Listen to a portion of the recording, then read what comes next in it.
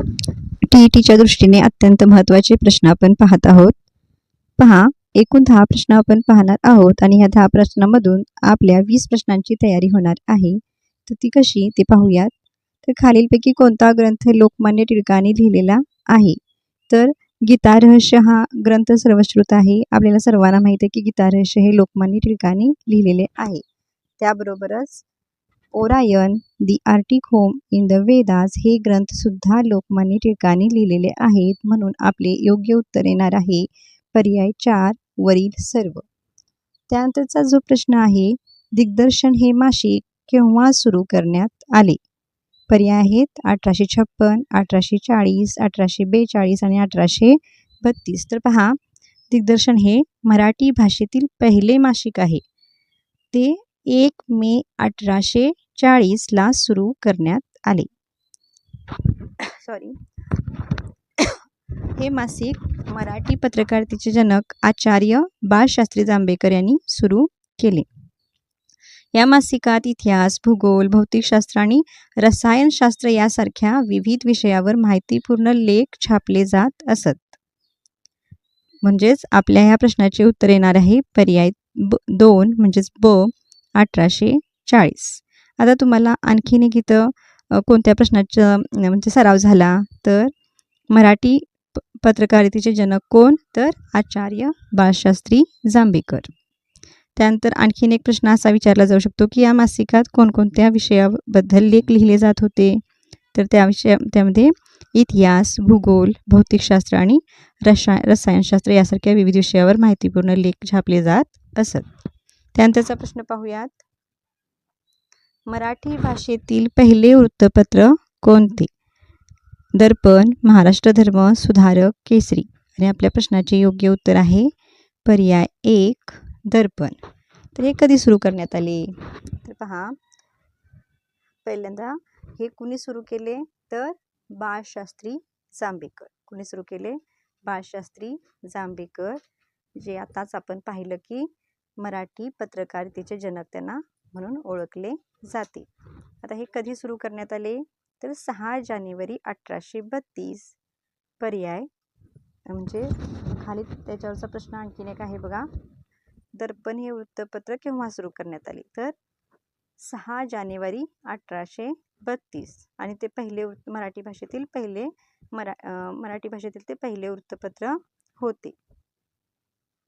आता ह्याला आणखीन एक जोडून महत्त्वाची माहिती तुम्हाला सांगायची म्हणजे मराठी पत्रकारिता म्हणजे मराठी पत्रकार दिन केव्हा साजरा केला जातो? तर हे जे दर्पण वृत्तपत्र सुरू करण्यात आले 6 जानेवारीला, तर 6 जानेवारी हा मराठी पत्रकारिता दिन म्हणून साजरा केला जातो. अशा प्रकारे आपल्या 3ऱ्या व 4थ्या प्रश्नाचे उत्तर आम्हाला इथं भेटलेले आहे. नेक्स्ट प्रश्न पहा. लाहोर कटानुसार भगतसिंग, सुखदेव, राजगुरू यांना 23 मार्च टिमटिम रोजी फाशी दिली. पहा, ब्रिटिश सरकारने त्यांना केव्हा फाशी दिली असं विचारण्यात आलेलं आहे. आणि याचं योग्य उत्तर म्हणजे 23 मार्च 1931 असं असणार आहे. म्हणजेच पर्याय 2 हेच योग्य उत्तर आहे. तर यानुसार तुम्हाला मी सांगू इच्छिते की भगतसिंग, सुखदेव, राजगुरू यांना फाशी का देण्यात आली?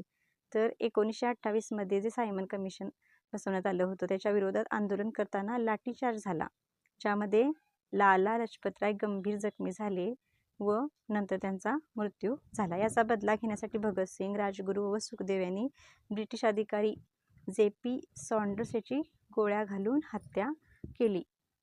त्यामुळे या तिन्ही क्रांतिकारकांना 24 मार्च 1931ला फाशी देण्याचे ठरवण्यात आले होते. मात्र ब्रिटिश सरकारने काय केले? त्याच्या 12 तास आधीच त्यांना 23 मार्च 1931ला संध्याकाळी 7:33 लाहोर तुरुंगात फाशी दिली. उत्तर येणार आहे पर्याय 2 1931. नंतरचा प्रश्न पहा. हिंगणे स्त्री शिक्षण संस्थेची स्थापना कोणी केली? तर याचे योग्य उत्तर आहे पर्याय 3 महर्षी कर्वे. नंतरचा प्रश्न पहा. प्रभाकर मासिकाचे संपादक कोण? प्रभाकर मासिकाचे संपादक कोण? तर याचं योग्य उत्तर येणार आहे पर्याय ब, भाऊ महाजन.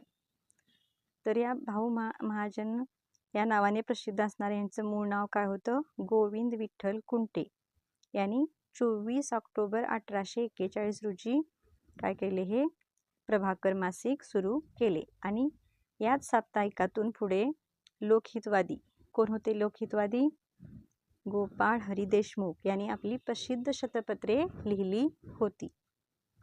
मराठी पत्रकारितेच्या इतिहासात भाऊ महाजन यांना पहिले व्यावसायिक पत्रकार म्हणून मानले जाते. काय म्हटलं जातं त्यांना? पहिले व्यावसायिक पत्रकार. तर तुम्ही ही माहिती नोंद सुद्धा करून घेऊ शकता. आता याच्या आधी जो आपण प्रश्न पाहिला 6वा, हिंगणे स्त्री शिक्षण संस्थेची स्थापना कोणी केली? तर याचं उत्तर होतं महर्षी कर्वे. ह्याच्यावर आणखीन एक प्रश्न विचारला जाऊ शकतो. तर ह्या हिंगणे स्त्री शिक्षण संस्थेची स्थापना केव्हा करण्यात आली? ती 1907 करण्यात आली. नेक्स्ट पाहूया. लोकहितवादी या टोपण नावाने ओळखले जाणारे महाराष्ट्रातील समाज सुधारक कोण? तर पहा, आताच मी सांगितलं तुम्हाला लोकहितवादी कोण? गोपाळ हरी देशमुख. पर्याय 2 म्हणजे ब.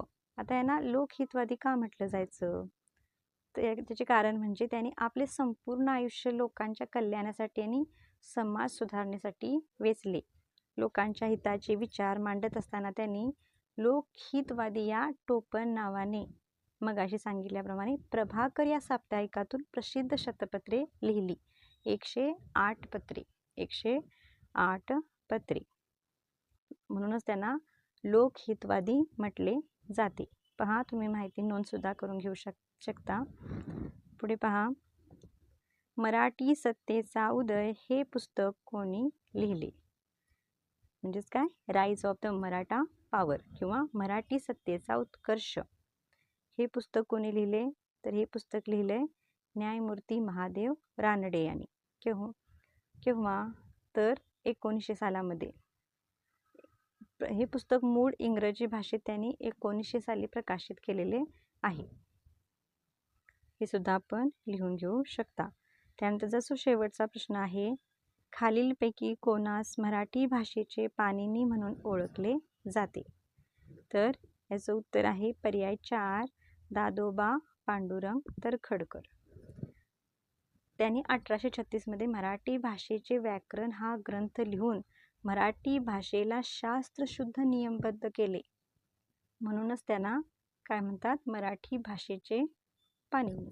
त्यांच्या या अद्वितीय व्याकरणाच्या योगदानाबद्दल म्हणजे त्यांनी जो मराठी भाषेचे व्याकरण हा ग्रंथ लिहिला आणि आपल्या मराठी भाषेला शास्त्रशुद्ध नियमबद्ध केले, तर त्यांच्या या अद्वितीय व्याकरणाच्या योगदानामुळेच त्यांना मराठी भाषेचे पाणिनी म्हणून ओळखले जाते.